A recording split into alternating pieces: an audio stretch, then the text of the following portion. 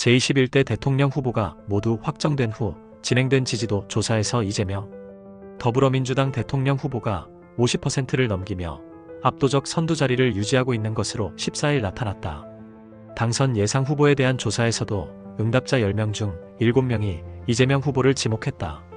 뉴스1이 여론조사 업체 한국갤럽에 의뢰해 지난 12일부터 13일까지 전국 18세 이상 남녀 1002명을 대상으로 대통령 선거에 출마한 인물 중 누가 대통령이 되는 것이 가장 좋다고 생각하느냐는 질문에 51%가 이재명 후보라고 답했다.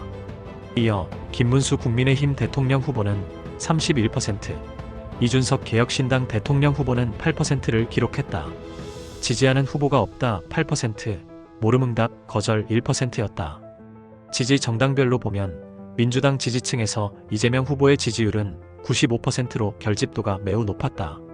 국민의힘 지지층에서는 김문수 후보의 지지율이 88%, 이준석 후보가 5%인 것으로 집계됐다. 정치 성향별로 보면 보수 진영에서 김문수 후보에 대한 지지도는 40%였다. 이재명 후보는 보수 진영에서도 20%를 기록해 이준석 후보 12%를 앞섰다.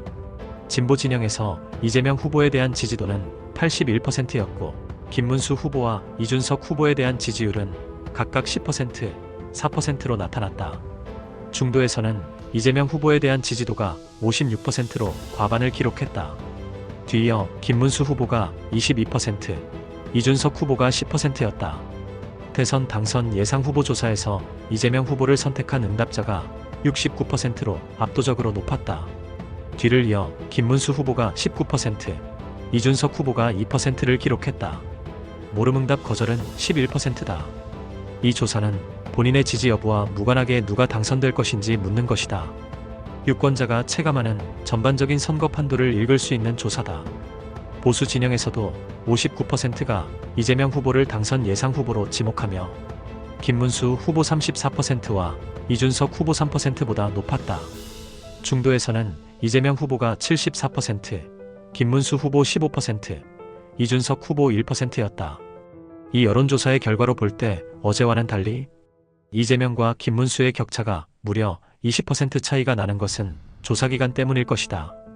이번 여론조사는 12일과 13일 양일간 조사되었는데 이때 김문수는 국민의힘 대선 후보로 확정이 되고 난후 권선동과 친윤계 당직자 대부분을 그대로 수용해서 대선을 치르겠다고 했기 때문에 그에 대한 보수층의 반발 표심이 드러난 것이라고 볼 수 있다.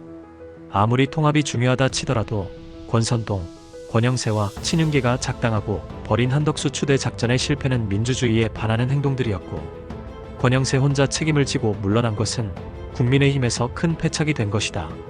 사과의 말 한마디 없이 은근슬쩍 김문수 곁에 남은 권선동과 친윤계들에 대한 보수층의 반감이 큰 것이다.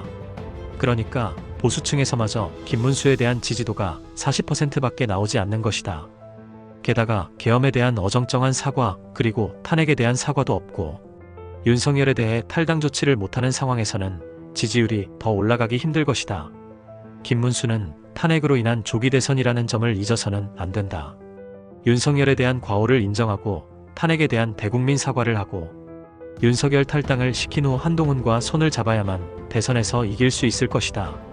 특히 중도층에서의 지지율이 이재명은 과반을 훌쩍 넘어가는데 김문수는 이재명의 절반도 안 되는 것은 지금과 같은 스탠스로는 대선을 치러봐야 결과는 뻔하다는 것을 보여주는 것이다.